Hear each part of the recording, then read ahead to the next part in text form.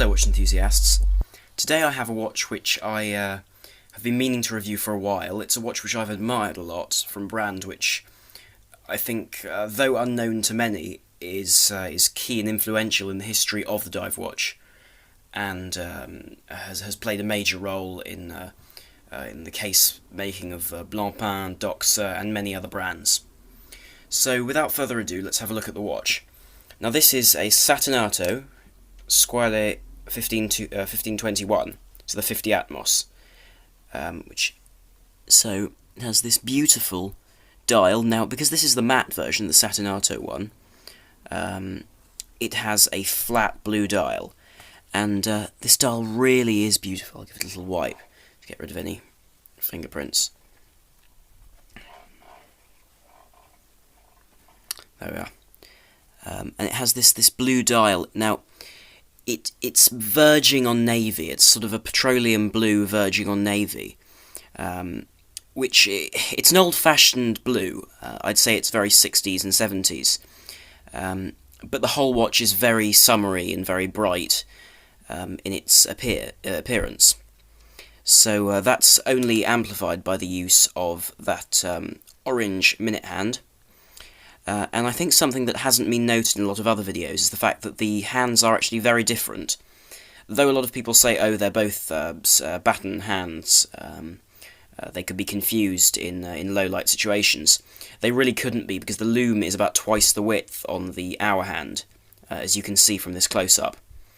Now, the sapphire crystal is flat, as you can see, but it sits completely flush with the bezel, which is really nice, and makes for a very nice effect. Yes. Now, the second hand, as you can see, has a squared end, squared Lume plot, and no, I think that goes very well with the other hands. The date is white and is surrounded by little white painting around it, and actually on that note, everything on the dial is printed. There are no applied indices. So on the dial you can see there's a lot of branding, but this does fit with the history of the brand. So we have Squale at the top, which those hands, I think I'll just move the hands out of the way to give you a better look at that. So while I'm doing that, let's note that the crown is at the well, I think it's 10 past 4, I'd say, position. It's not quite 4 o'clock, and it unscrews a very long way. That's something that has to be noted. You unscrew for quite a long time before it pops out. There we are, that's popped out. Okay, and then it is manually wound from there, as well as being automatic, because this is an ETA 2824, so the workhorse of the industry in terms of movements. Very easily serviced, and quite cheaply serviced, so that's a nice feature. Now, the crown is quite firm, so if you pull it out to the first position, there we are, the date changes, and it changes very crisply and smoothly, which is something I wasn't expecting from this particular movement. There we are. See, I haven't got it quite. There we are. Yeah, so it clicks along. On the next position, if I can pull that out, it's quite stiff. It's a new watch. Hands move. I mean, the hands move quite nicely, and it doesn't have an overly light feel, which I rather like. As you can see, the movement is hacking, so the second hand stops in this way. So I'll just put that up here and let it run. So the dial, I was saying, has the Von Buren logo just above the Squale signed logo at the top. If I can get that into focus. Let's see. There we are. And below it has 50 Atmos with the Squale shark logo, because of course Squale means shark in Italian, with professional underneath it, because these 1521 cases, were actually used on some Blancpain dive watches from the 70s, albeit those Blancpain ones were a lot thicker, but they still had this hexagonal style, albeit without the Squale on this side. Now, the bezel, I'll talk about the bezel a bit.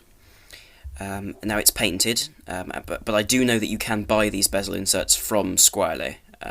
I've heard stories of people scratching them. You can buy others. I believe they're €90, or at least the people who I spoke to said they costed €90.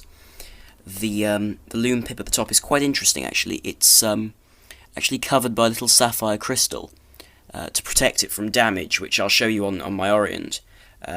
Can happen as a result of bumping the watch, sort of bludgeon damage, if you will.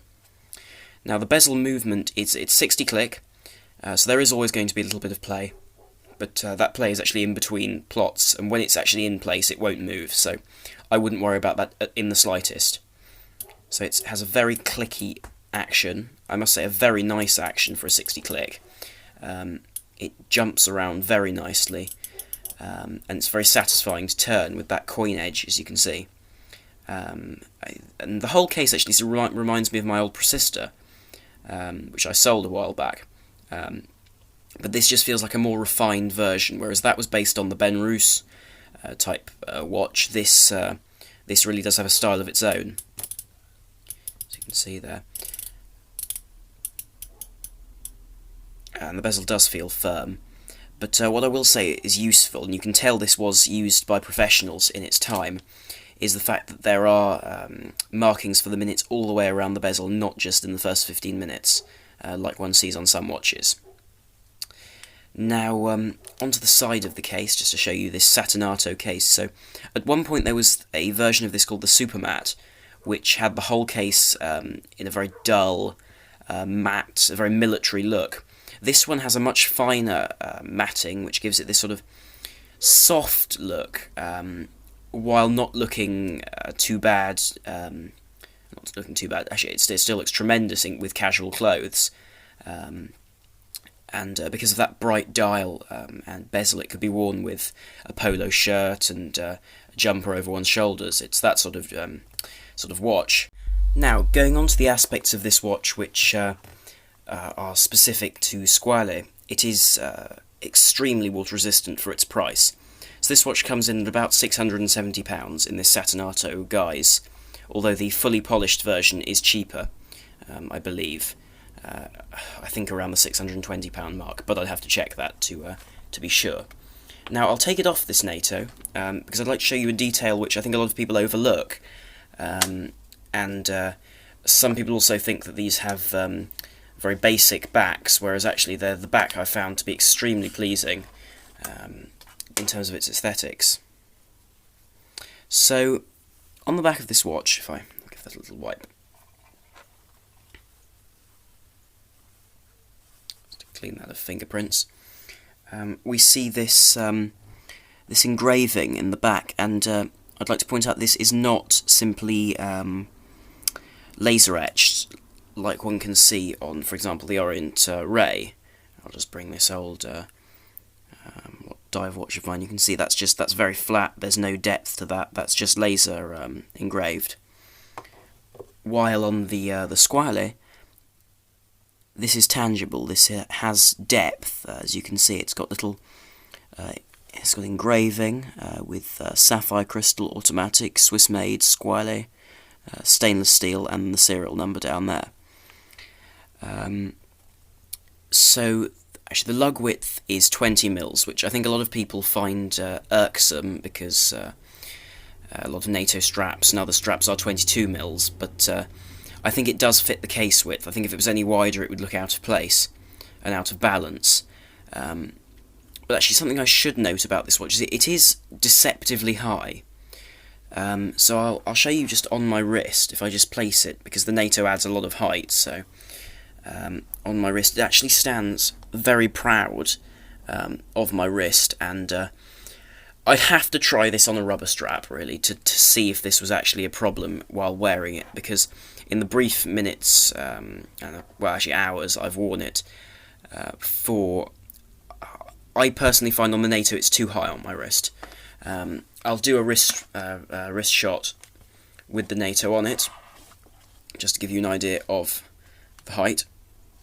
Let's get that about right.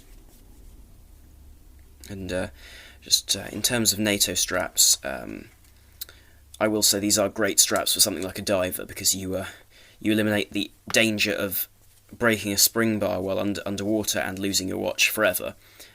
Because I have dropped a watch underwater, and believe me, they fall so fast that there's not a chance in hell of catching one of these if they come off your wrist.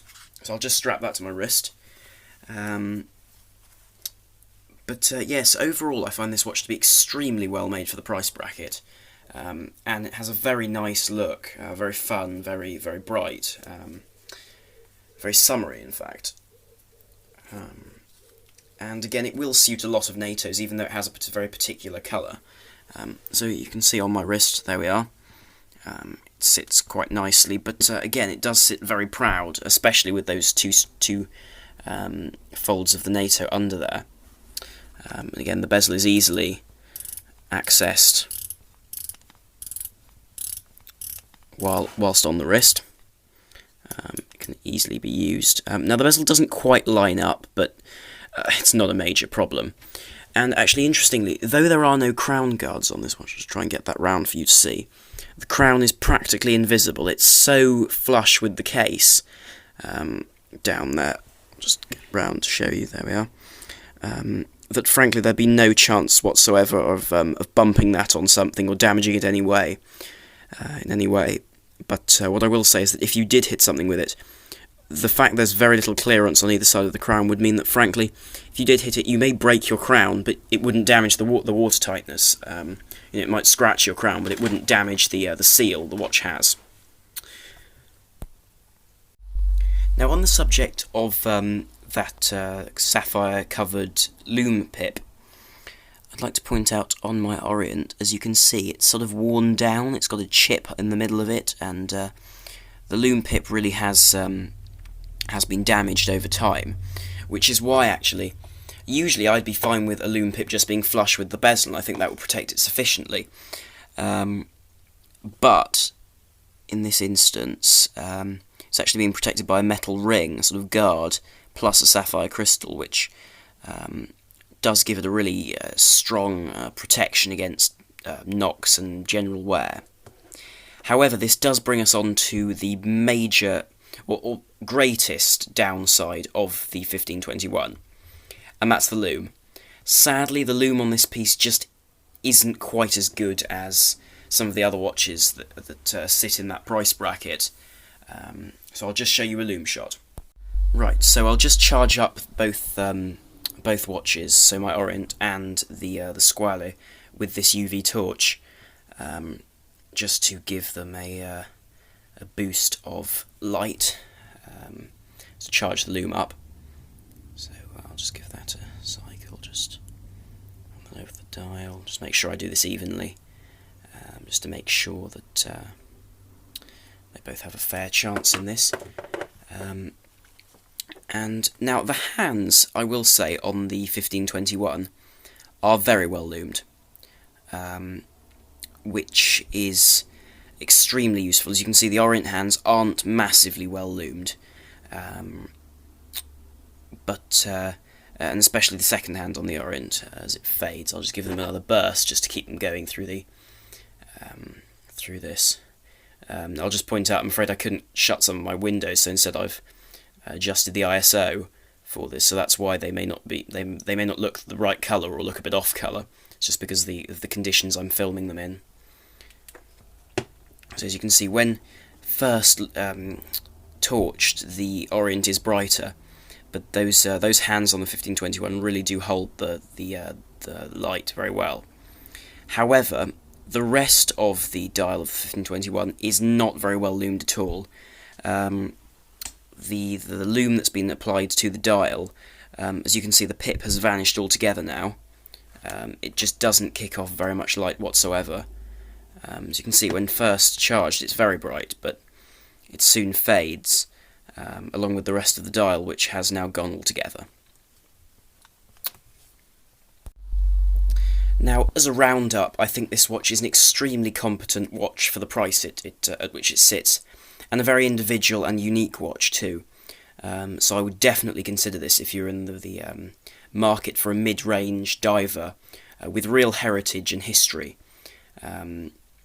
And just so you know, there is a PVD version of this watch, as well as a fully polished one.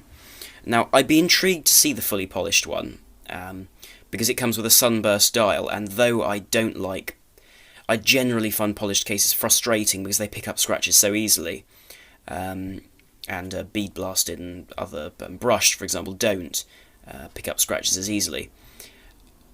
I think that with a watch of this age, I think a polished case would look rather nice.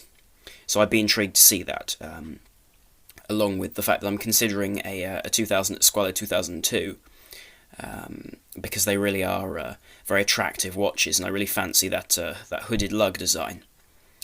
But anyway, I'd like to thank Seb, my friend, who's just purchased this watch, for allowing me to use it in a video and show it off. So thank you very much. This is Arm on the Watch Guy. Do please like, share, and subscribe, because a small channel like this will only grow if people do, and if you do, I shall be able to provide better and better content for you. Anyway, thank you very much for watching. Over and out.